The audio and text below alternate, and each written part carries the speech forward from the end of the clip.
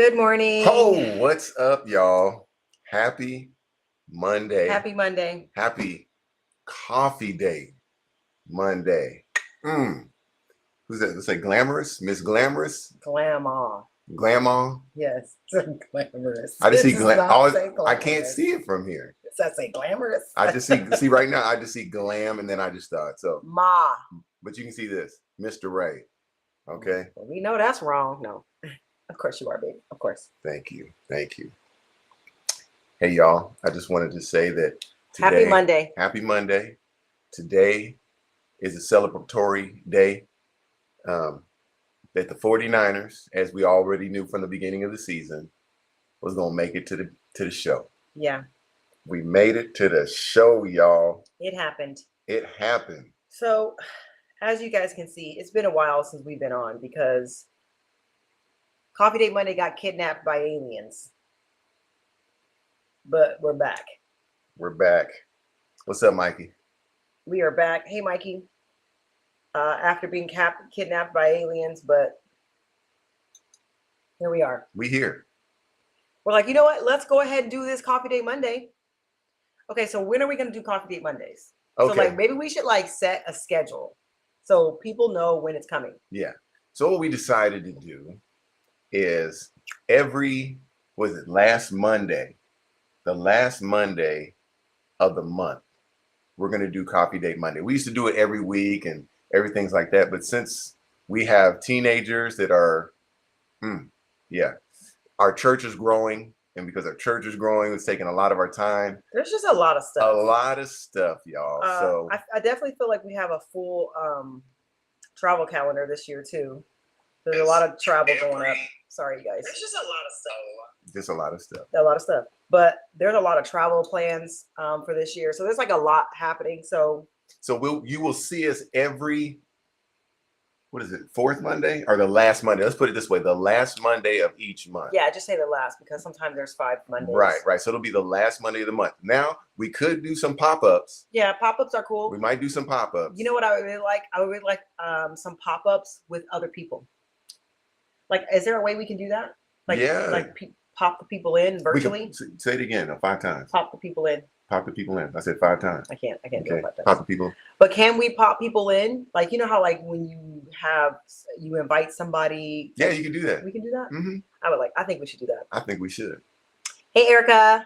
Erica Butcher's on here. My daughter. Yep. She's here. She is here.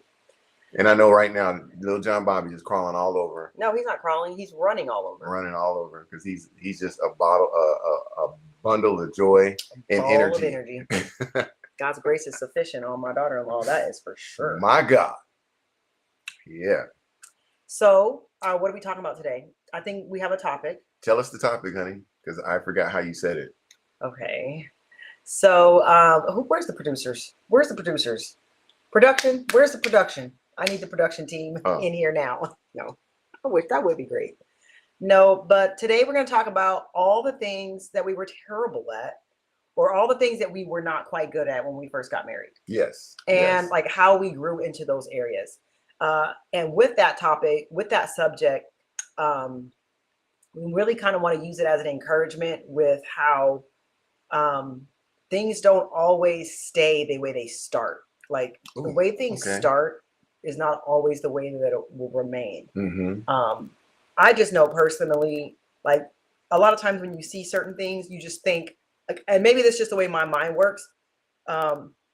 When something's happening or something's happening a certain way, my mind automatically goes to, it's going to be like this forever. And so I multiply it in my mind times 50 years. And I'm like, whoa, this is a lot to be dealing with for 50 years. Like, and so I just kind of want to give some encouragement to those thinkers that are like me, that things don't always stay the way they start.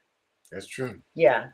That's true. Yeah. I'm just before, honestly, if you guys know about me, I get random sometimes. Sometimes or all the times. But I'm just looking at you right now and I'm like, can you guys just look at how long my wife's hair is? Do you see?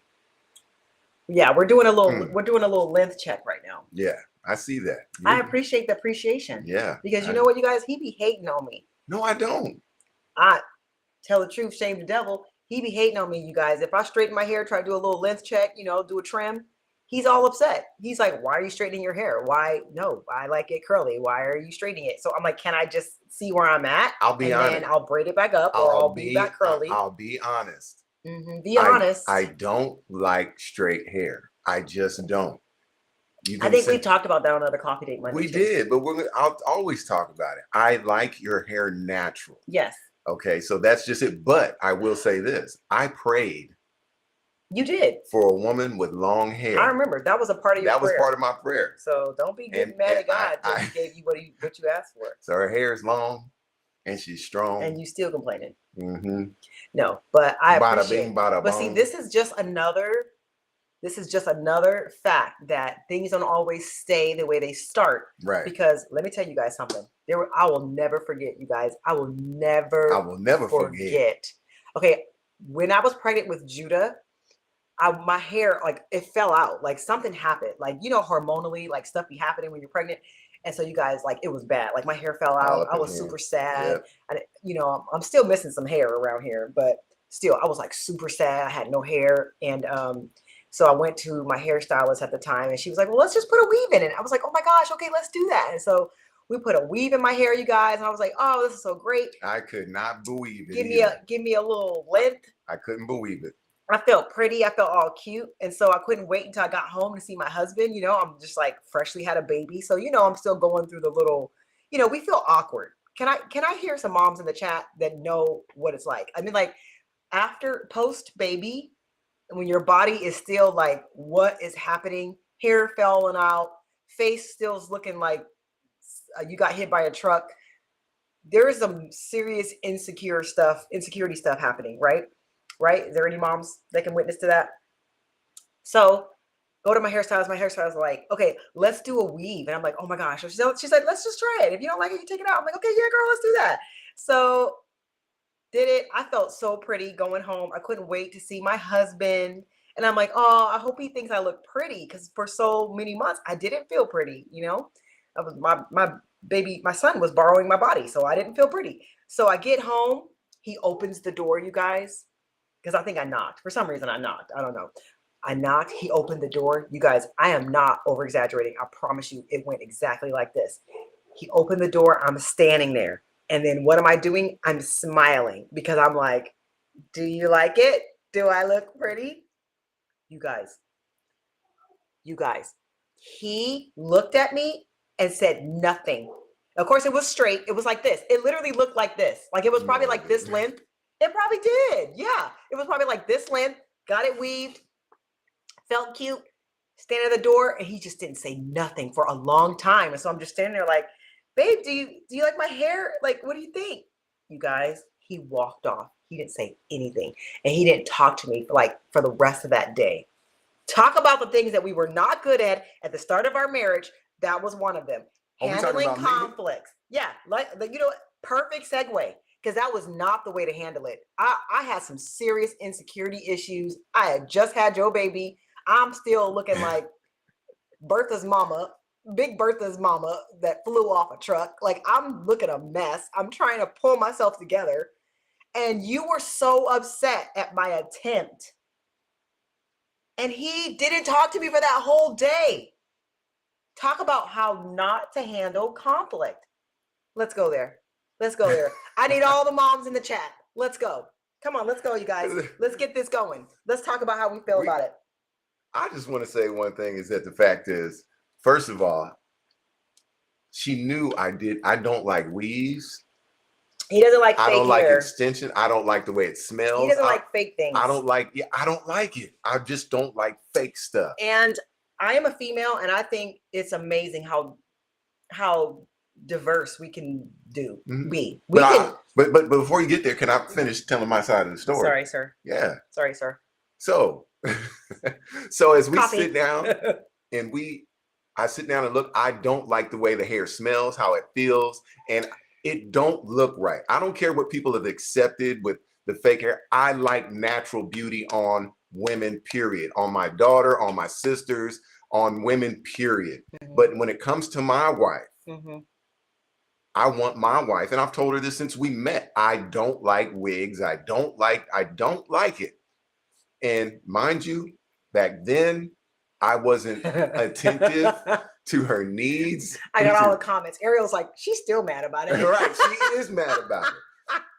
So what I did at that time, because like for me as a man, because I didn't know how to articulate it or say it, at the time I was looking at, and I was always worried about was, this is what I thought when she came to the door. I was like, you are beautiful in any way. You are marvelous. And when I see you, what I saw when she brought my son home, afterwards, and she was trying to fix this up. And I looked like a hot mess. But I looked at her as beautiful. I saw she gained the weight and all that stuff, but the beauty in it. So understand as a man and how much I love my wife. I love my wife, whether she's big or whether she's small, whether true. and I love her for who she is. At all the stages, I have loved her, sizes. everything. I love every inch of my wife, every stretch mark, every whatever. And that's how I love my wife. And to see something come in and take away from her natural beauty, it bothers me. It was a disappointment. I didn't know how to handle it. And my best thing as men, what we do is we just shut down. And that's what I did. I was like, is that what you guys do? So you speak for all the men? Is there any men in the chat? Mikey Dunham. Mikey in here? Mikey's in there. Mikey's talking too. So I need some exhibit A's and some. Is he speaking for all men or is that just you? No, I'm speaking for all men. Because you guys, okay, Ariel said, what's the happy medium? I think the happy medium is now. Like now I understand he feels very strongly toward fake hair. Yes, Erica said I lost my edges. Yeah, me too. They still have not come back. So I have like a receding hairline, but my kids are worth it. It's fine. But I think the happy medium is where we are now. I know that he feels very strongly about fake hair, but the compromise is I'm going to get me some braids. Like I'm going to braid it up. So and now mind you, that's nothing. Braids. You're okay with it. I'm okay with the braids. I feel like that's the happy medium area. That's the happy medium because I don't like the smell of fake hair. I don't even like the way it feels. What's up with the smell? It smells funny. It smells synthetic. Okay. Well, Mikey said, shut down. Yes, we do. Yeah. So he is confirming that you are speaking for all the menses. It is. All the menses said, yes, we be shutting down if we get upset. Yeah, because if we articulate it in that moment when you're vulnerable or you feel vulnerable or hurt and we articulate what we said, that's the worst thing to do because now is a fight. So what we got to do is you, as a man, you got to hold your tongue. That's what Mikey said. Mikey said the smart ones shut down. There you go. He said the smart ones because if not, walk away. Yeah, end up messing up. Just walk away. Yeah. Shantae said her husband's the same way. He gets upset about fake hair. So okay, so yeah, that's our happy medium. So I'll do braids. I'll braid it up, let it get protected, and most of the time I'll live in braids or just my hair curly. But every once in a while I want to do a little length check. And it's fun, and my birthday's coming up, so I'm doing what I want to do, y'all. Can I tell y'all something else he's really upset about? Can I tell you guys something else I did with my hair? Okay, this is something I learned about my husband. He is very opinionated when it comes to my hair. Every time I get a new hair lady, he wants to meet her. Hair lady and nail lady. Now, I'm not sure if anybody else's husband is like this, but John Butcher, he's like, he wants to make sure, or he wants to know that whoever the hair or the nail lady is, that he's cool with her because there has been plenty of times where he texts my nail lady and be like, hey, can you get my wife in? Her feet are looking rough, or her nail chipped. Can you get her in? He's like passionate about making sure my nails are not raggedy. And then hair lady, he wants to approve of the hair lady because one, he doesn't want me in the hair shop for 8 hours. He's not cool with it. I don't play. He's not going with it. And I'm going to tell you guys, earlier on, that was my hair experiences. I thought that was normal for Black women for us to be in the hair shop all day because that's what I did with my mom. That ain't even just Black women. That's just women. Period. Oh, is it? Okay, yes. I thought because our hair is very complex and it takes lots of layers of stuff. Well, if anybody, even with your white, Black, Latina, whatever it is, if you have thick textured hair like curly, it takes longer. It's gonna take a while. Yeah. Ariel said it's just yours. Okay, so he was adamant about you're not gonna be in the hair shop all day and just making sure it's going to be somebody that cares about the health of my wife's hair.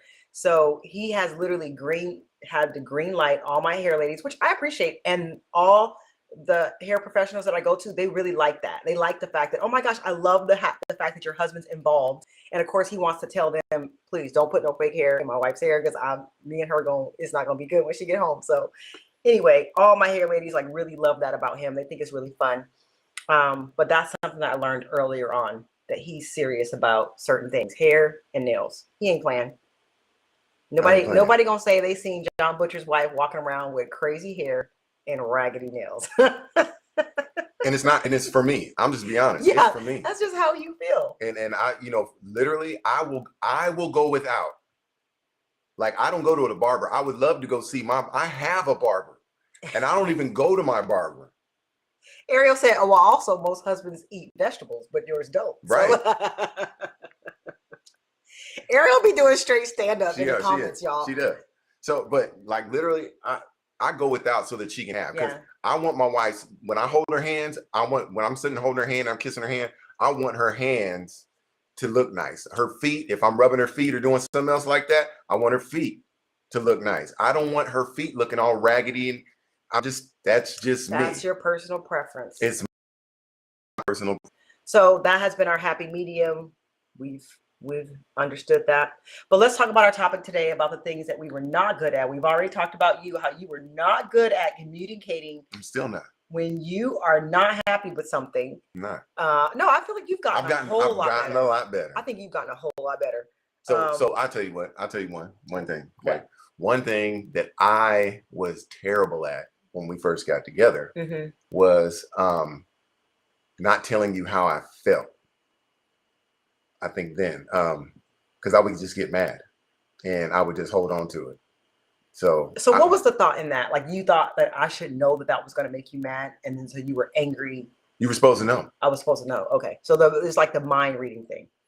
And so it's funny that they say that, but I mean, because I think when you spend time with each other, and this is just in my perspective, when you spend time with somebody, you don't have to mind read. You should know them, just like what you know the attributes of Christ. And I know I'm going to be a pastor, but that I know the attributes of Christ. I am with him for so long. I know his voice. I know what he wants. He's displayed it through his word. So I don't have to ask, because I know it, because I've spent time with him. And what the disconnect is you should know me. And when you do stuff that you know I don't like or shouldn't like, then at that point, and this is me before, I would look and I'd be upset because you know me. I figured you knew me. You knew I didn't like that. Why would you do that? You knew I didn't like fake hair. And you've heard me talk about it 1,000 times. So you think the anger was the fact that... It's not really angry. It's just like... being upset or disappointed. It's disappointing. Yeah. So the disappointment came from you ignored what you knew about me and did it anyway. So it was like a disrespect. Right. See? Got it. Okay. Yeah, that's why we were together. Help. Yes. I also upset him, you guys, because I covered up my gray hair. Yes, I did. You know why? Because my birthday's coming up, and I decided I don't want gray hair on my birthday. And I can't remember how old I'm turning. I might be turning like 47, 46, one of those numbers. You don't even know. And I decided I don't want to have gray hair. 47. Okay. I decided I don't want it. So he's not too happy about that. But you know what? It's going to be okay. He's going to be all right. He's going to be all right. Back in the day, I would have been mad. He's going to be all right. I would have been mad. Now I just look at it and I'll be like, because you know what? The gray hair is coming back. Like, you're hiding it. I don't even know why I'm just hiding it. It's like I did not eliminate it. I'm just hiding it. I have to say this. If anybody, I don't know if any of my relatives are in here, but my Aunt Pearl, brown skin, dark brown hair, and I remember she was a cosmetologist. Yeah. So beautiful. Oh my gosh. Right. And I remember her hair was always banging. But there was one thing I started to notice. She started graying. But when she started letting her hair gray started coming in, oh my gosh. She let it come in too, huh? Yeah. And it was so. She was just gorgeous. What is the word I'm looking for? It was almost like majestic. So when Kai lets her grays come in, oh my gosh. It just adds even more to how beautiful she is. To him. And that's who Not to me. But it should be for me. It should be for me. Well, It'll be back. So, talk about things that we weren't good at the beginning. Okay, I would like to talk. We've already kind of dug a hole in you, so I'll take my turn. I was terrible, y'all. Terrible. Terrible. Is that a Spanish word? It is today. So is with budgeting or saving money, you guys. I wasn't gonna say that. Y'all, like I made a lot of money, and if I can be honest with you, a lot of money. Yeah, when we met, I made a lot of money. Like over six-figure money. You guys, it was a lot of money, and so it was still within the six figures. It was a lot of money. It was over six figures. Over six figures would be seven figures. I didn't make seven figures. See now. Okay. I made six figures. She made six figures. Gosh. She made six figures plus. Wouldn't plus be over six figures? Wouldn't that be pushing me into the seven figures? I didn't make seven you're figures. Right, okay, thank you. You're right. Thank you. Right. Okay. So anyway, back to my story. I was terrible at saving money or paying bills. And I made so much money. It was absolutely ridiculous. Like, I don't even know what the problem was. Six figures. I don't know what the problem was. Like, and so in my mind, when I was making all that money and I was single, I was like, all I need is a husband. Like, I'm telling you, all I need is somebody to travel with, do all these things. But it was like, there was one problem. Like, I was spending all my money. I had not a clue where the money was going. I believe, honestly, if I can be honest with you, I don't feel like I was a faithful tither. There would be like, I would tithe, like, or I would give large offerings to my church, but I didn't tithe consistently. And the reason why I didn't tithe consistently is because, honestly, my account was always negative. Can I just be honest with you guys? As a young adult, I don't know why I made so much money and why was my account always negative. Like, and I believe it had a lot to do because I wasn't faithful to the Lord with my money. My money was not redeemed. My money was a sinner.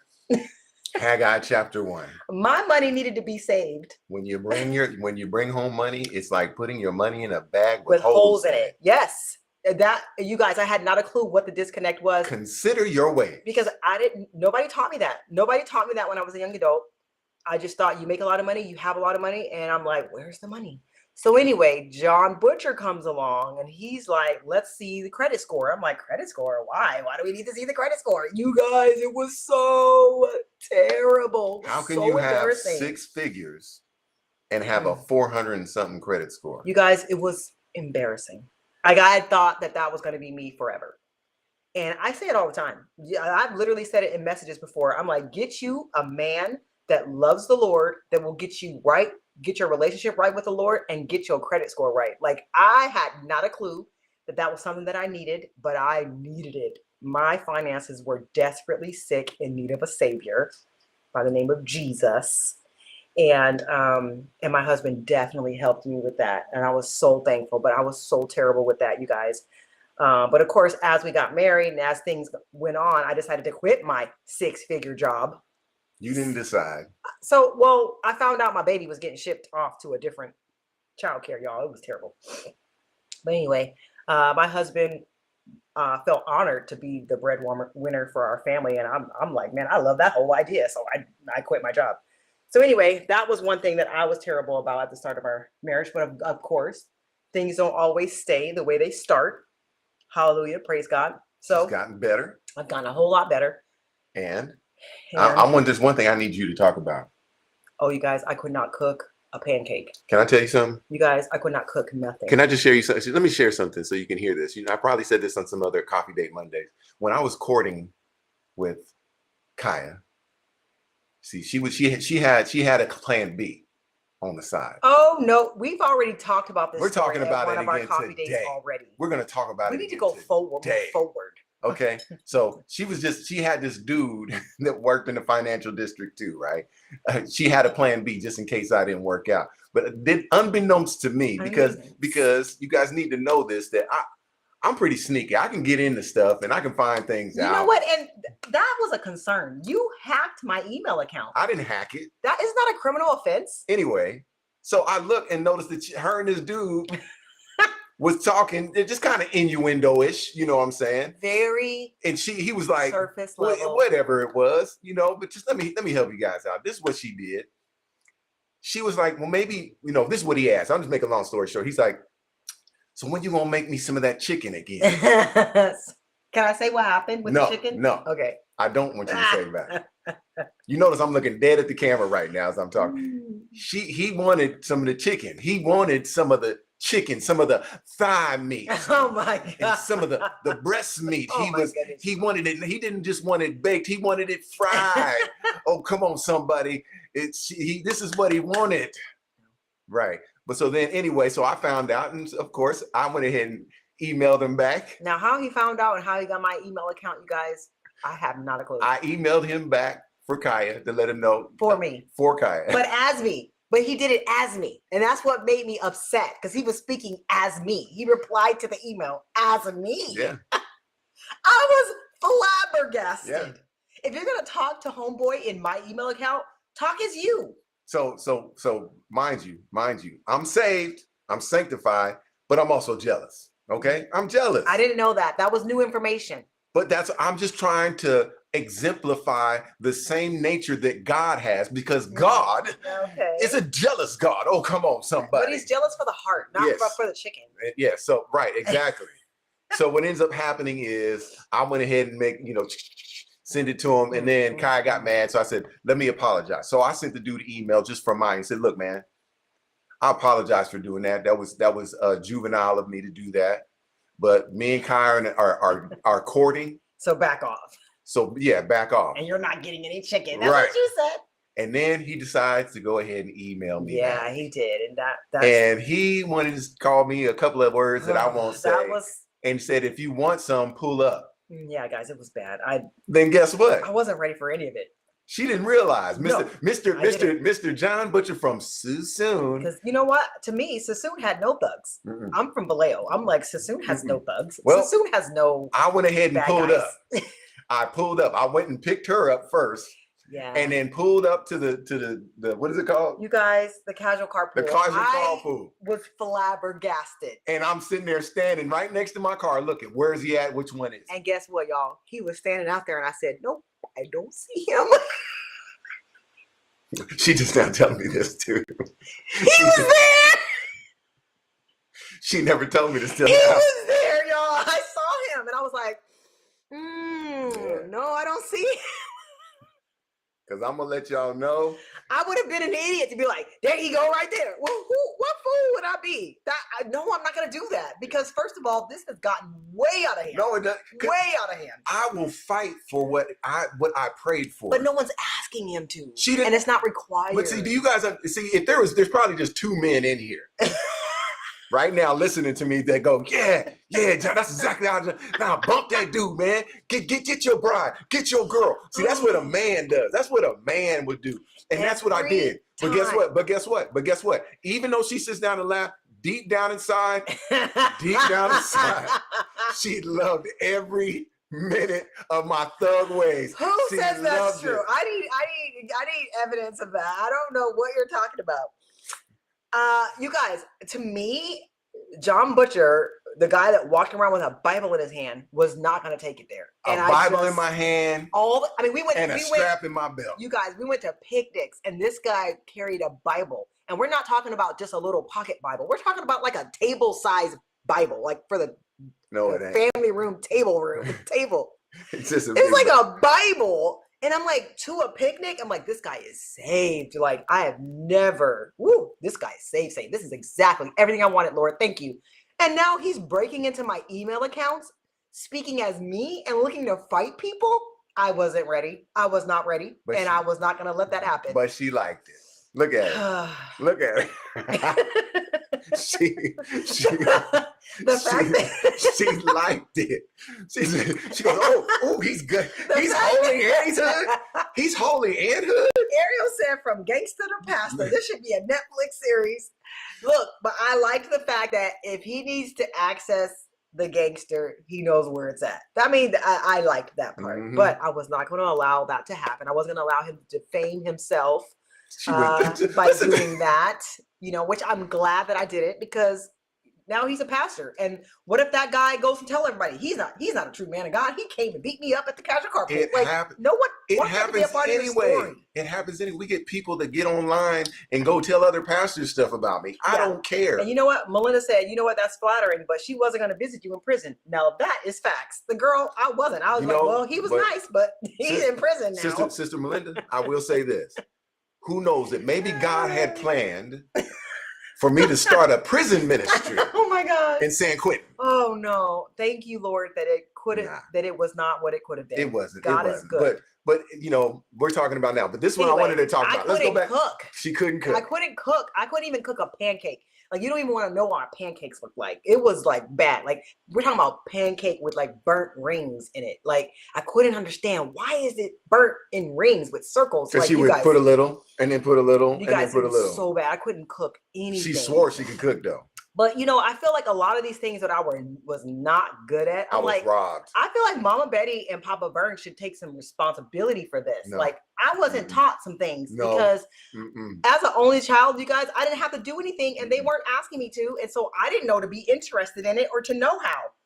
My mom would joke about the fact that when I moved into our own place, I didn't know how to sweep. I'm like, is that talking about me or is that talking about you? Like, shouldn't you have taught me how to sweep? Shouldn't you have taught me like to do chores? Like, but I didn't. So anyway, I was not good at cooking. I wasn't good at. Let's talk about the food. The first time you made me. It was so bad. The first time you made me something to eat. Okay, so I wanted to know what his favorite meal was because it's At like the time.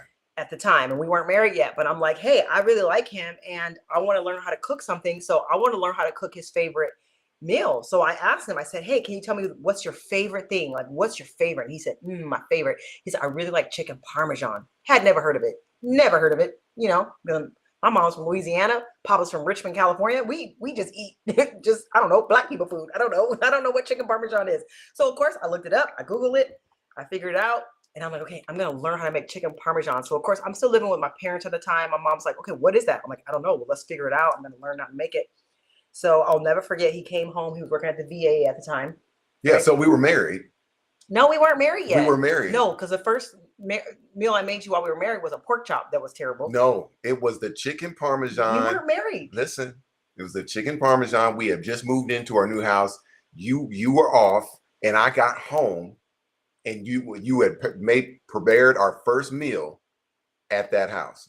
I don't remember that. I Oh remember it my being at my gosh. parents' house, but okay. I remember the So, table and everything. He came home from the VA, right? I'm all excited because in my mind, I wanted to be the wife that had dinner ready on the table when he came home from work. Because I'm just like, I'm so excited to do this and to learn how to do this. I went from career lady to I want to be a good wife and a mom. I'm like studying these lanes.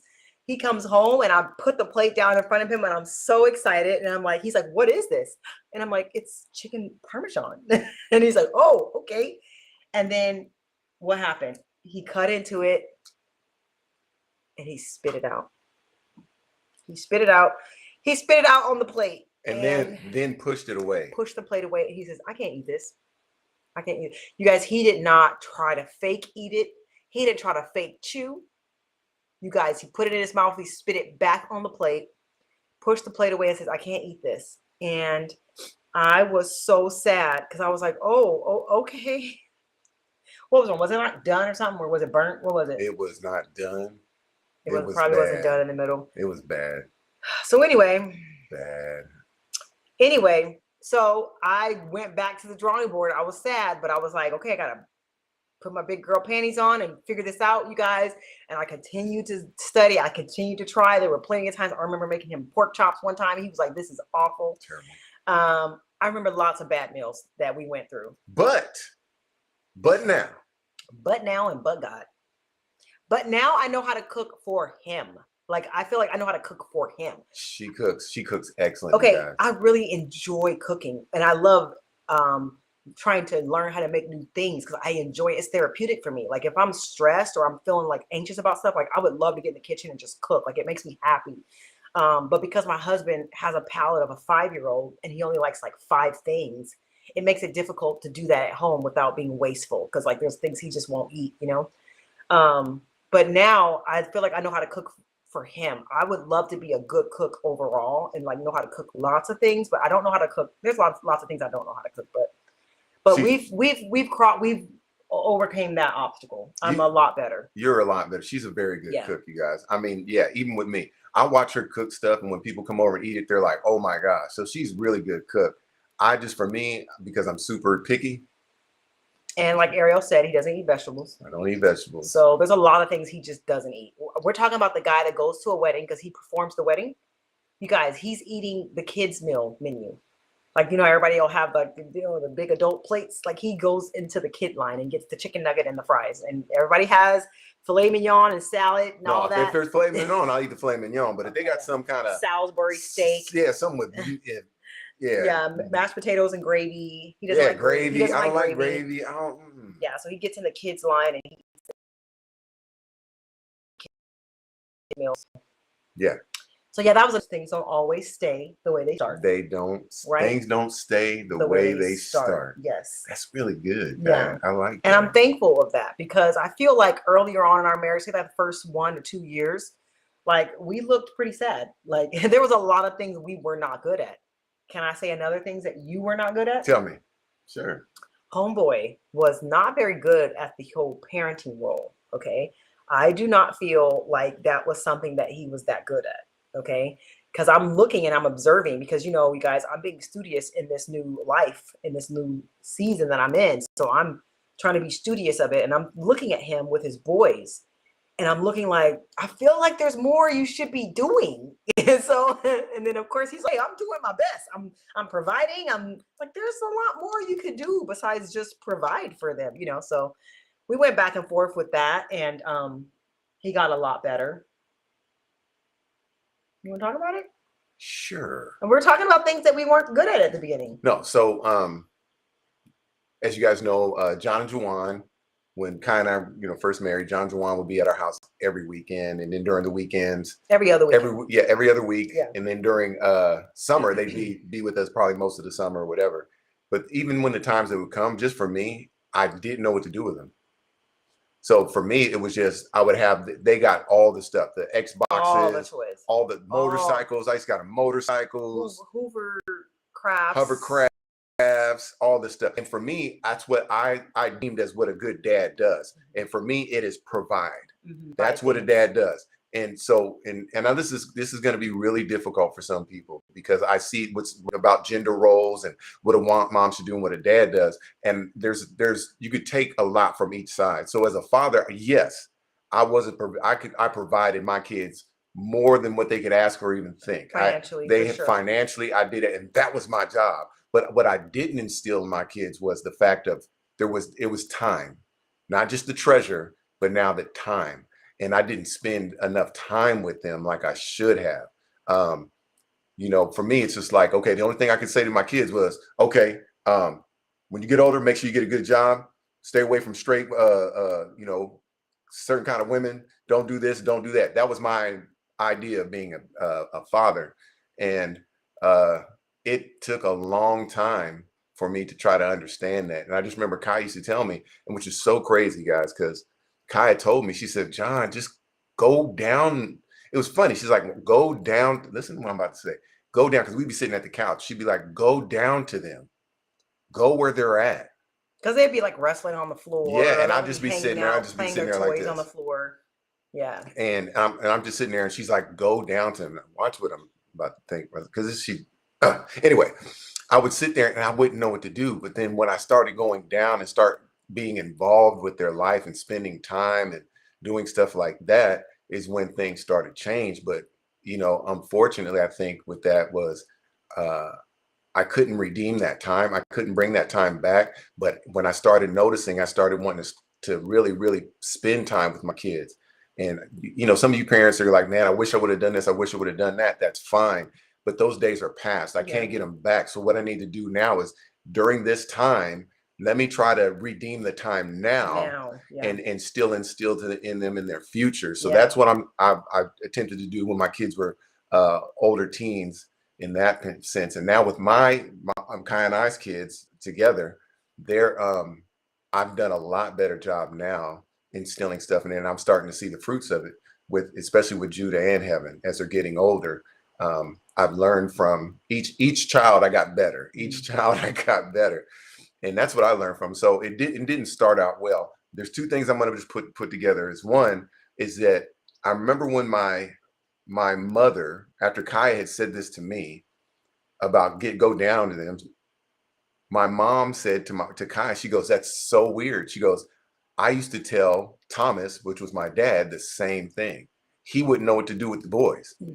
He didn't know what to do because that was his idea." And that's where obviously I got, because as I tell people, I said, my dad was great. He was this, he was everything for me. But I don't remember playing catch with my father. I don't remember, he would come to games, but he worked. And a lot of people are like, that's what life is about. Yeah. But what happened with me, especially during those times, there wasn't video games, there wasn't all this to take my attention. So me seeing my dad doing stuff, it was big. But now in this next couple of generations, kids, there's more attention taken away from what the father does. And that's why our kids are having these issues with parents right now, because they, instead of looking at dad and seeing what dad's doing, they're too busy watching on their phone. So fathers really have to be involved more. Because it's like they're there, but they're still absent. Exactly. Now, this is what I saw is when Kai said, "Go to them." And it made me think of what the Father, God, saw them. He says, "Look, they need you. I need you to get from up here, this couch, and I need you to come down there where they're at." And that's what I started to do. I had to go down and interact with my children. So, but now, yeah, I was terrible. I mean, if I looked at it, I was like, man, I wish I would have known then. But now I am now better. So I didn't, what was it? What's it? Things don't always stay the way they start. Yeah. Thank you, Lord. So grateful for that. Yeah. And again, like what I was trying to say is that if there's any of you, like I see Alyssa here. Hey, Alyssa, Zena's here.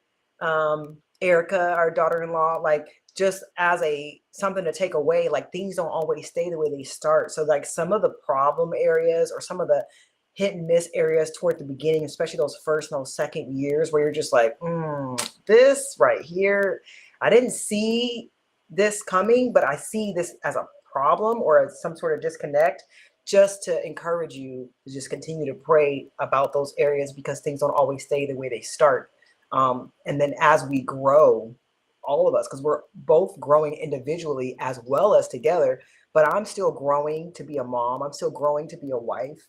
I'm still growing to be a child of God. And as the Lord matures me in all of those areas, it always spills over into the other areas. It spills over into me being a better wife. It spills over to me being a better mom. And a lot of times, the same way that the Lord forgave us, we have to also forgive ourselves or for those areas that we were underdeveloped. And there's lots of reasons that we can blame that why I was underdeveloped in certain reasons. And I like to blame my mom and dad a lot. It's I'm easy. like, Easy. I'm like, why didn't y'all teach me these Mom things? and dad, it's your fault. Like, it's all your fault. They spoiled me. I was a princess. Excuse me. She is still spoiled. I was literally still a princess. like, I was a real live beauty queen, you guys. Like my mom had like a whole shrine of like trophies and crowns, because that's what we did. We did beauty pageants, but I didn't know how to sweep a floor. I didn't know how to make a pancake. I didn't know how to make no chicken parmesan for my new husband. And so, of course, it's easy for us to blame our parents for the things that they didn't teach us. However, at the same time, I have to think about how receptive was I to even learn, because I'm looking at my daughter now, my daughter Heaven. I'm like, Heaven, come cook with me. Come, because I'm thinking about those things that I lack. And I'm like, I don't want to find myself guilty of that same thing. And so I'm trying to get her to join me in the kitchen or get her to join me in this. And she's looking like, Mom, do I have to? And so, of course, I'm like, go ahead then. If you go do, if you don't want, I don't want to force you to. You got to make them do it sometimes when they don't want to. Don't get angry about it. But what you do is you just say, look, I know you don't want to hear, but I'm going to teach you, like wives or moms, teach your daughters and your sons how to clean a kitchen. Yeah. Dude, oh my gosh. Like right now with Judah, that I'm starting to see with Judah, all this stuff that used to bother me so bad because he never listens. Doesn't listen to anything I say. All of a sudden, I mean, I'm trying to tell you, it's going to make me cry. The fact that every seed that I've ever planted, and you thought there was none, but see, the word is true, and it says that if you sow sparingly, you reap sparingly. But when you sow a lot, you're going to reap a lot. And I've sown a lot of seeds in this boy's life. And now just out of nowhere, he's just saying things like, I'm talking to him about keeping his room clean, talking to him, doing his laundry, make sure he dresses a certain way. He'd never just like, yeah, right, whatever. But I would say it. And then like literally, I would just talk to him about it and he would go and do it and You're just like, get it done. I'm like, yeah. is this kid? But he's just starting to see what life is He's about. starting to mature and you're starting to see it. And so again, I just want to say, like, it was easy for me to blame my parents, but I have to think about how receptive I was for learning at that time.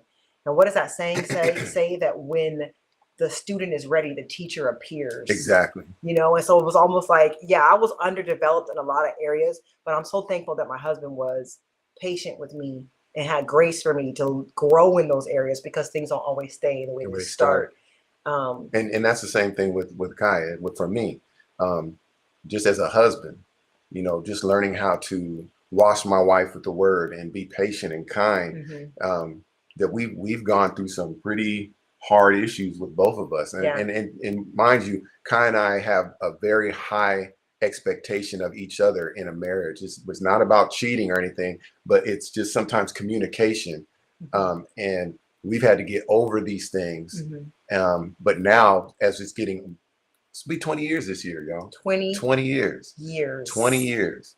And so we have to make sure that we don't stay. Things don't stay the way they start. Prayer. Like, let me tell you, I just want to remind you, wives and husbands too, like, prayer is not a cop-out. Prayer is the superpower to every marriage, to every relationship, to everything in our life. Prayer is the superpower. The world would like to tell you that I'm going to pray for you is a cop-out. I'm going to pray for you is the super to the natural. Adding supernatural to everything that we do is through prayer. And so I just want to remind you, young wives and young moms, that do not discredit the superpower of prayer.